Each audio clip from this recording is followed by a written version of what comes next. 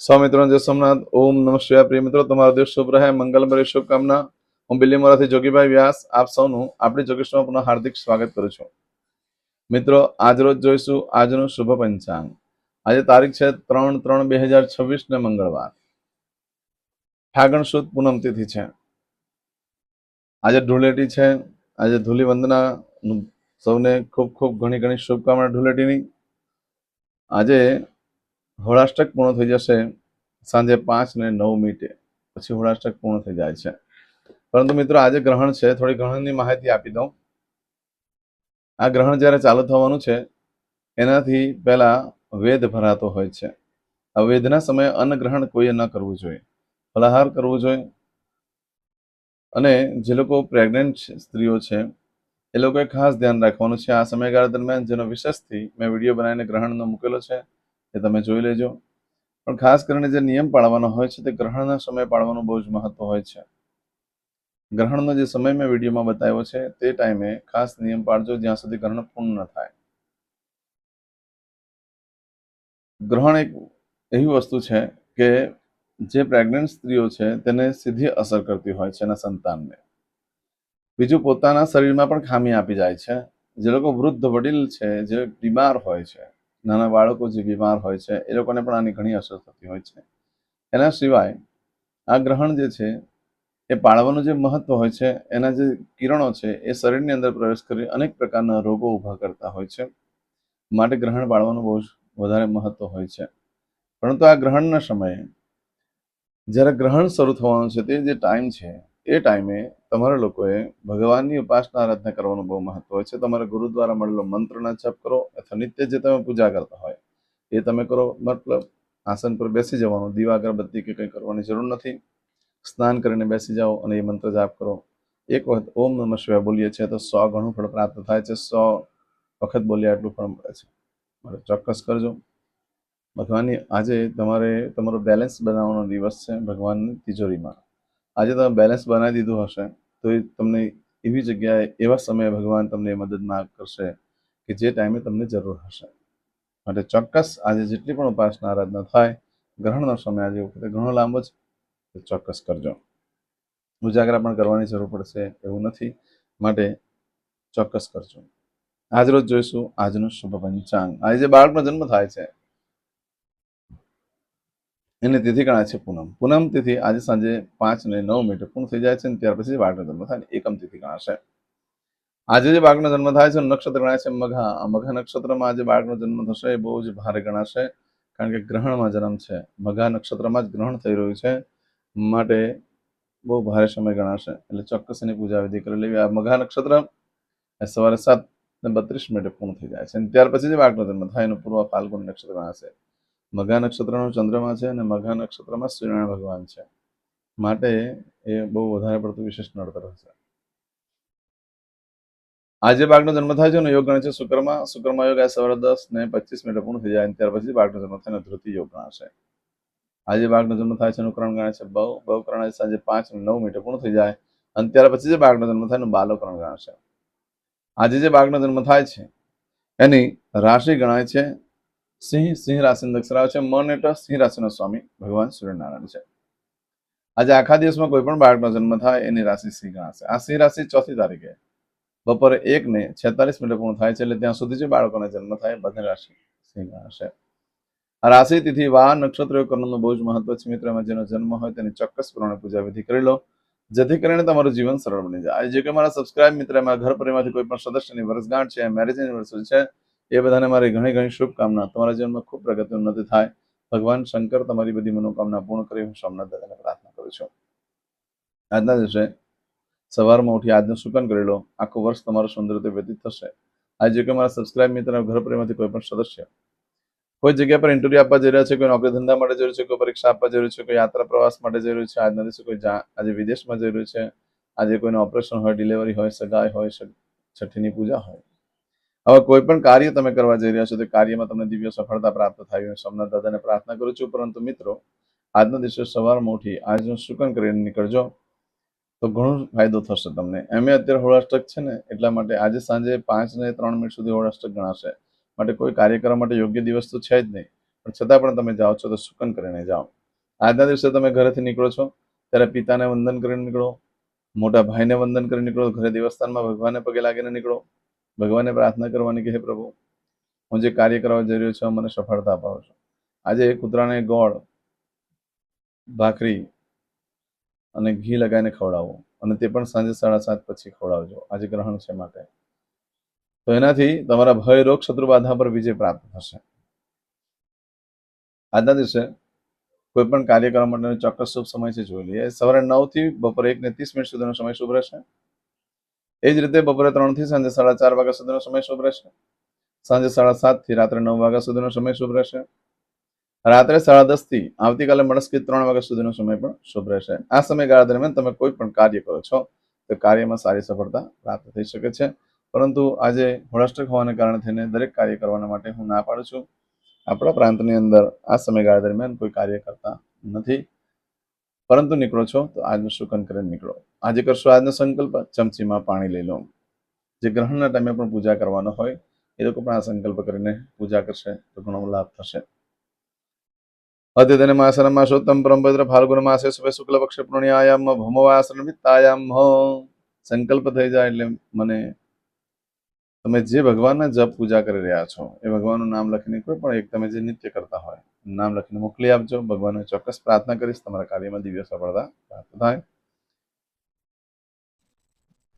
હવે દરેક જણા પોતાનું સાચું નામ બોલી દો. તમારું ગોત્ર ખબર હોય તો ગોત્ર બોલી દેવાનું. પછી બોલવાનું છે અહમ, મમ, આત્મન, શ્રુતિ, સ્મૃતિ, પુરાણોક્ત, પુણ્ય, ફલ, પ્રાપ્તિ, અર્થમ, અપ્રાપ્ત, લક્ષ્મી, પ્રાપ્તિ, અર્થમ, પ્રાપ્ત, લક્ષ્મી, ચિરકાલ, સૌ, રક્ષણાત્મક, લોકેવા, સભાયામ, રાજદ્વારે, વ્યાપારે, વિદ્યા અભ્યાસે, દેશે વિદેશે, સર્વત્ર, યશ, કીર્તિ, વિજય, લાભાદિ, પ્રાપ્તિ, અર્થમ, મમ, અખિલ કુટુંબસ્ય, આયુ, આરોગ્ય, ऐश्वर्यादि, प्राप्ति, अर्थम, मम, जन्म, समय, तथा च विप्र वृंदानां जन्म समय, जन्म कुंडली मध्ये स्थित ग्रहः, गोचर ग्रहः, महादशा, अंतर्दशा, प्रत्यंतर्दशा, तथा च योग, युति, दृष्टि मध्ये शुभ फल प्राप्ति अर्थम, भय, रोग, शत्रु, बाधा, दोष, मारण, तारण, मंत्र, तंत्र, अरिष्ट, दोष, पीड़ा, निवृत्ति अर्थम, भूत, प्रेत, पिशाचादि द्वारा रचित अरिष्ट दोष निवृत्ति अर्थम, मम सकल मनवांछित फल. તમારા મનમાં જે કઈ ઈચ્છા હોય તે બોલી જવાનું.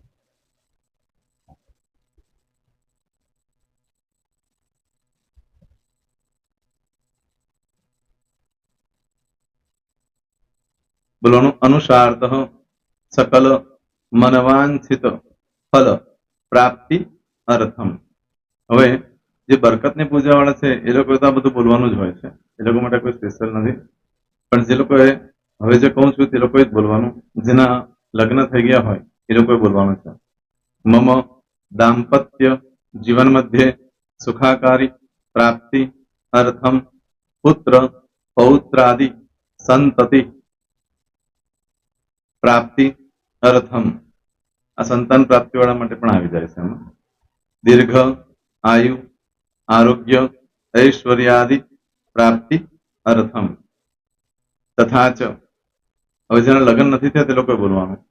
મમ જટટી વિવાહ યોગ પ્રાપ્તિ અર્થમ વિવાહ પશ્ચાત दाम्पत्य जीवन मध्य सुखाकारी प्राप्ति अर्थम।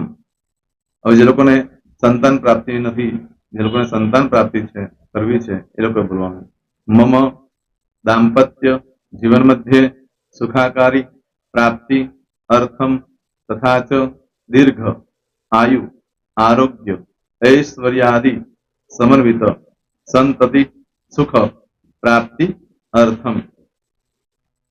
હવે જે અભ્યાસ કરી રહ્યા છો છોકરાઓ વિદ્યાર્થીઓ છે તે લોકોએ બોલવાનું છે મમ વિદ્યા અભ્યાસ મધ્યે ઉત્તરો ઉત્તર પ્રગતિ ઉન્નતિ સાનુકૂલતા પૂર્વક દિવ્ય સફળતા પ્રાપ્તિ અર્થમ।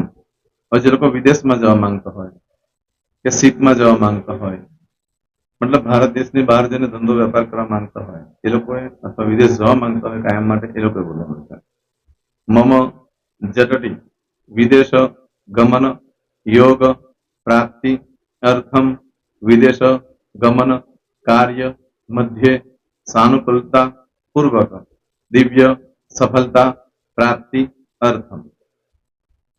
આરોગ્ય વાળા બોલવાનું છે જેને આરોગ્યની પૂજા આપેલી હોય એ લોકોએ, એમ તો દરેક જણા જ બોલવાનું છે।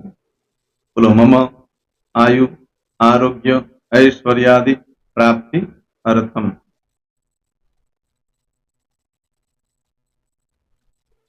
હવે દરેક જણા બોલવાનું सकल मनवांछित फल प्राप्ति अर्थम अद्य दिने